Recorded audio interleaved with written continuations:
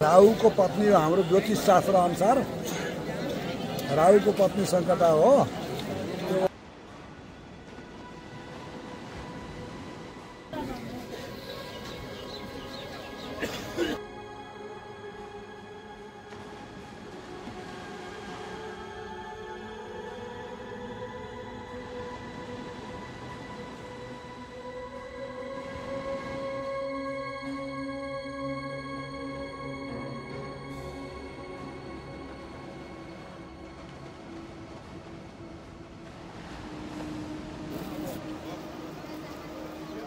काली माता रक्षा गरिदिनु, शनि सङ्कटा माताले सङ्कट हरण गरिदिनु, बाबा गोरखनाथले शक्ति।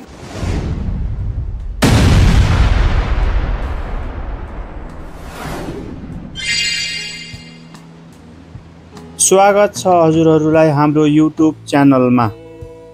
आज म हजुरहरूलाई काठमाडौँको मध्यभागमा रहेको सङ्कटा मन्दिरको दर्शन गराउने प्रयास गर्दछु। यो भिडियो सुरुदेखि अन्तसम्म हेरिदिनुहोस्। यो न्यू रोडको गेट देख्नुभयो, यता अगाडि न्यू रोडको मेन रोड भयो यो। यहाँ हामी न्यू रोडको गेटको बायाँ साइडबाट हो यो गल्लीबाट हामी छिर्नेछौँ सङ्कटा मन्दिरको दर्शनको लागि।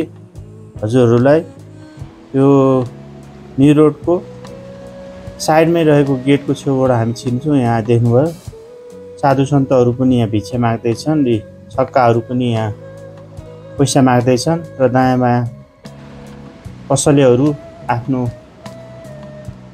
सामानहरू व्यापार गर्न बसिरहनु भएको छ र भक्तजनहरूको यहाँ ठुलो आज शनिबार घुइँचो छ। यहाँ लाइन ठुलो लाइन लाग्छ। हजुरलाई लगभग 100, 200, 300 जना जति मान्छेहरू लगभग यहाँ लाइनमा बसिरहनु भएको छ। घुमाउरो तरिकाले यहाँ लाइनमा राखिएको छ र व्यवस्थित तरिकाले सबैलाई दर्शन गराउने, सङ्कटा माताको दर्शन गराउने, सङ्कट भगवानको जुन ग्रह दशा हजुरको लागेको छ भने यस काठमाडौँमा रहेको यस सङ्कटा मन्दिरमा आएर दर्शन गर्नाले हजुरको ग्रह दशाहरू हट्नेछ। हजुरको काम असफल भएको छ भने काम सफल हुनेछ। पढाइमा असफल भइरहनु भएको छ भने यहाँ आएर हजुरले दर्शन गर्नाले हजुरको पढाइ सफल हुनेछ भन्ने जनविश्वास रहिआएको छ र बालबच्चाहरूलाई पनि यहाँ ल्याएर सङ्कटा भगवानको दर्शन गराउनाले रोग व्याधिहरू नलाग्ने जनविश्वास छ। आज हजुरहरूलाई यस सङ्कटा मन्दिरको बारेमा केही जानकारी दिन चाहन्छु। काठमाडौँ महानगरपालिका वार्ड नम्बर 22 मा रहेको सङ्कटा मन्दिर तान्त्रिक विधिबाट निर्माण गरिएको छ। यो सङ्कटा भगवती मन्दिर हो। सङ्कटा भन्नाले समस्या र सङ्कट हटाउने वा ग्रह दशा हटाउने देवीको रूपमा पुज्ने चलन रहि आएको छ। सङ्कटा मन्दिर नेपाली तल्ले मन्दिरको शैलीमा 2 तलाको बनाइएको छ, जसमा तल्लो तलामा भगवान पद्म पाणी लोकेश्वर अर्थात् राचो मच्छेन्द्रनाथ वा करुणामय भगवानको विग्रह रूपको प्राण प्रतिष्ठान भएको छ। माथिल्लो तलामा सङ्कटा भगवतीको विग्रह रूपको विराजमान हुनुहुन्छ। लिच्छवी कालमा निर्माण गरिएको यस मन्दिरमा हरेक शनिबार ठुलो भक्तजनहरूको उपस्थिति हुन्छ। सङ्कटा मन्दिरको छाना विशेष धातुले बनाइएको छ, जसमा माथिल्लो भागमा धातुकै 5 वटा गजुर बनाइएको छ। तान्त्रिक विधिले पूजाआजा गरिने यस मन्दिरमा शनिबार दर्शन गरेमा दशाग्रह काटिने धार्मिक आस्था विश्वास भक्तजनहरूमा रहिआएको छ। राहु, सङ्कटा अनि शनि यी 3 वटा ग्रह खराब भएको अवस्थामा सङ्कटा भगवतीलाई पूजा गर्ने प्रचलन रहिआएको छ। त्यस्तै कार्यक्षेत्रमा बाधा, शरीरमा रोग, शिक्षा क्षेत्रमा असफलता, जीवनमा विभिन्न समस्याहरू समाधान हुन्छ।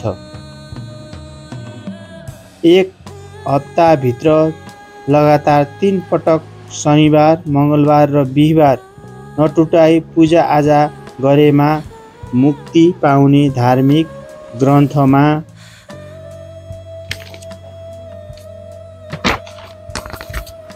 रहेको छ। विशेष गरी सङ्कटाको पूजाआजा वज्राचार्यहरूले गर्दछन्।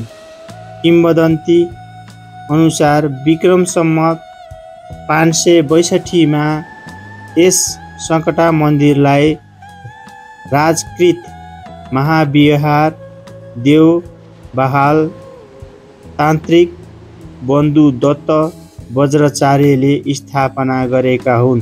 यस मन्दिरमा विभिन्न कलाकृतिहरूले सजाइएको ढोका, झ्याल, टुँडालहरू छन्।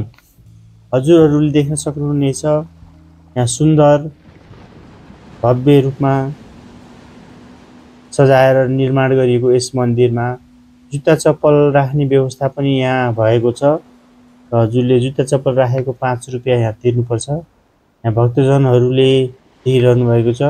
पूजा आजा गरिसकेपछि यहाँ बाहिर दीप बाल्न, धूप बाल्नलाई राखिएको छ र यहाँ स्थानीय व्यापारीहरूले यो हजुरले देख्न सक्नुभयो। सङ्कटा मन्दिरको दर्शन गरिसकेपछि हामी महाकाल भैरवको दर्शन पनि गर्ने प्रचलन छ। त्यही अनुसार हामी महाकालको पनि दर्शन गरेको छौँ। त्यहाँबाट हजुरलाई 2 मिनट जति अगाडि हिँडिसकेपछि हजुरले महाकालको दर्शन गर्न सक्नुहुनेछ। यो महाकालको मन्दिर हो, हजुरले देख्न सक्नुहुन्छ। यहाँ सङ्कटा मन्दिरको लागि ग्रह दशा पूजा गर्न के गर्नुपर्ने हो, कस्तो? ग्रह दशा पूजा गर्नको लागि यहाँ सामान्य यो सङ्कटा राहुको पत्नी हो। हाम्रो ज्योतिष शास्त्र अनुसार राहुको पत्नी सङ्कटा हो। त्यो हुनाले यहाँ कालो कालो चिजहरू चढ्छ। जप मन्त्र हुन्छ, यसको सङ्कटाको मन्त्र छुट्टै हुन्छ। ओम ह्रीं सङ्कटे मम रोगम नाशाय भन्ने मन्त्र हुन्छ। जप गरिन्छ 27,000 जप गरिन्छ, पाठ गरिन्छ 27 आवर्ती। कालो कालो चिज चढ्छ, कालो तिल, तेल, मास, कालो कपडा, फलाम, काट्ने हतियार चिजहरू चढ्छ। जातित्व अनुसार रक्सी पनि चलाउँछन्, यहाँ चलन छ। त्यहाँबाट जस्तो के गरेर लायो भने यहाँ सङ्कटा पूजा गर्न आउँछ? के शनि लायो भने हो कि के लायो? मान्छेहरू यो बढी शनिबार आउनुको कारणले छुट्टीको कारणले हो। नानी बाबुहरूको पनि छुट्टी हुने, बाबामा पनि छुट्टी हुने। सङ्कटाकै बार चाहिँ आइतबार हो। सङ्कटाको आइतबार हो के यहाँ शनि ग्रह लायो भने पूजा? शनि ग्रह लाग्यो भने अनि शनिबार छुट्टी हुने, बाबामा पनि छुट्टी हुने, नानी बाबुहरू पनि छुट्टी हुने। त्यो भएर शनिबार शनिबार वास्तवमा आउनुपर्छ। यहाँ जनबार हो, सङ्कटाकै बार चाहिँ आइतबार। आइतबार आएर पूजा गर्नुपर्ने खास चाहिँ लैमा अहिले बढी चलिहाल्छ। अब जस्तो यो कुनै ग्रहको शान्ति गर्नलाई के कति लाग्छ, पैसा के छ? त्यसको पैसा चाहिँ यति भन्न तोक्न मिल्दैन। कुन ग्रह छ पहिला ग्रह हेर्ने, जन्म नामबाट, जन्म राशिको नामबाट हेर्न मिल्छ। त्यही त मिनिमम यतिदेखि यतिसम्म भन्नुहुन्छ त मिल्छ होला नि। यस्तो त्यति भन्न चाहिँ मिल्दैन। यो हाम्रो औकात अनुसार, हैसियत अनुसार, बेला परिस्थिति अनुसार, जजमानको औकात अनुसार दिने हो दक्षिणा चाहिँ। कोही प्रोग्राम छुट्टै कुरा हो, मैले चाहिँ अहिलेसम्म प्रोग्राम छैन। भक्तजनले क्षमता अनुसार दिने हो दक्षिणा चाहिँ। तर अहिले कति लाग्छ भने सोध्ने चलन पनि छ र यति लाग्छ भन्ने चलन पनि आयो यहाँ भित्र चाहिँ। मैले चाहिँ भनेको छुइनँ। जति दिन्छ उसको औकात अनुसारको दिन्छ। म पनि खोलेर देऊ भन्ने हो, पास गरिदिने हो।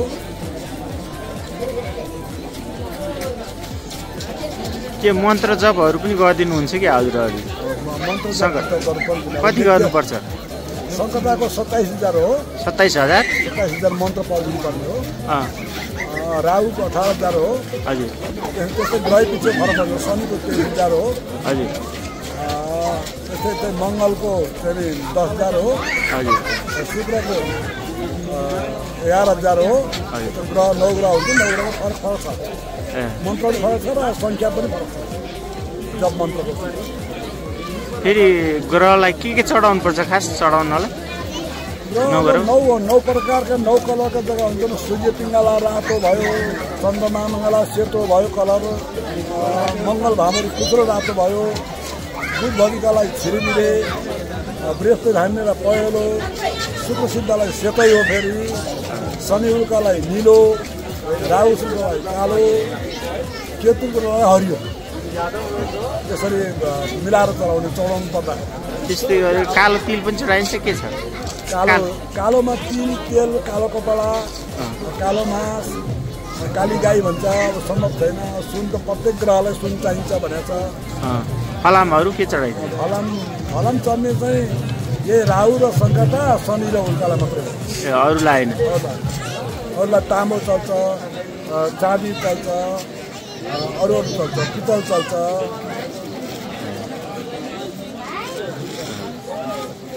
ल हस् त। ग्रह अनुसारको हुन्छ दानहरू पनि, मन्त्रहरू पनि।